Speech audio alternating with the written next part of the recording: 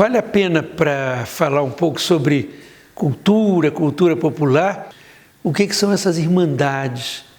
É interessante quando você pensa em ONG hoje em dia, e esquece que essas irmandades não são as de negros, é muito comuns aqui no Brasil, São Benedito, Nossa Senhora do Rosário, mas as de brancos também, não é? Inclusive da elite, foram precursoras das ONGs, não é? Eram instituições da sociedade civil, naquele tempo ligadas à igreja, porque fora o Estado só tinha igreja, não é? E que tinham, através de uma invocação religiosa, todo um trabalho de apoio, de assistência, não é? A categorias sociais. E as de negros, que eram muito comuns em cidades do ouro. Aqui tinha, em Pirenópolis tinha, Cuiabá tinha, Paraty tinha, Diamantina, Ouro Preto, toda a cidade de mineração e muitas outras também, não é? Eram associações, inclusive, permitidas pela coroa e pelos senhores de escravos, que normalmente edificavam, inclusive, igreja. Toda a cidade tinha uma igreja, Nossa Senhora do Rosário dos Negros, não é? Que muitas vezes os brancos até destruíam, não é? Tem casos. E eram irmandades de socorro, de ajuda. Inclusive, no caso de irmandades de negros, tinha irmandades que chegavam a comprar a liberdade de alguns negros, porque eles tinham direito a minerar para eles nos domingos e dias santos, e iam arrumando o dinheiro e conseguiam a alforria, não é? Então é interessante isso. E em algumas cidades, como uma manifestação do que a gente chama catolicismo popular, não é? Foram geradas festas de santos de negros, basicamente São Benedito e mais ainda Nossa Senhora do Rosário. Então geraram esses rituais que são cortejos. Então, quando o cortejo é completo, tem um rei e uma rainha conga, inclusive coroados, que nesse dia são venerados, levados à igreja, aqui em Goiás tinha, não é? E depois tem os ternos. Em algumas cidades só congos, em outras cidades congos e moçambiques, em outras cidades tem congos, moçambiques, vilões e catupés. Por exemplo, lá em Oliveira, onde eu pesquisei, são diferentes ternos que formam um cortejo, que acompanha uma rainha e um rei, cada um com seus toques, cada um com os seus ritmos, não é? Muito bonito, inclusive Uberlândia são muitos mesmo, não é?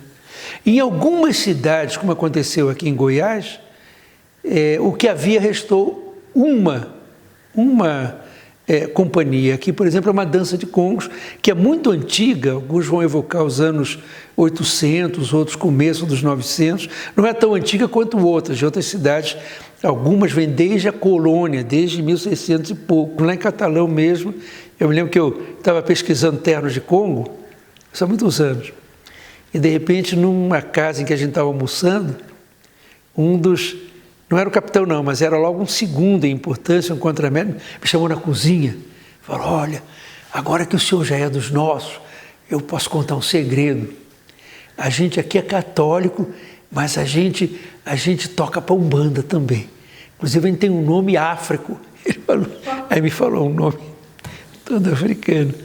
Interessante isso aí. E é interessante, por exemplo, quando você pensa num caso como a cidade de Goiás, que é uma cidade até que comparada com outras, Pirenópolis,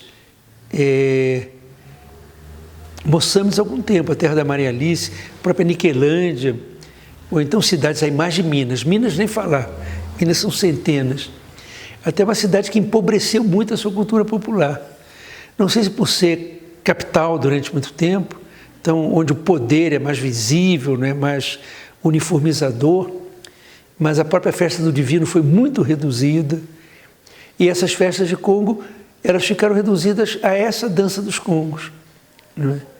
Que é um único grupo, não é? Em outras cidades, eu estou dizendo, Catalão são centenas não, mas dezenas, desfilam uma manhã inteira, parece um desfile de escola de samba, inclusive muito grandes, alguns têm 300, 400 pessoas, um mundo de gente, e aqui esse mesmo grupinho, sempre o mesmo, com os mesmos papéis.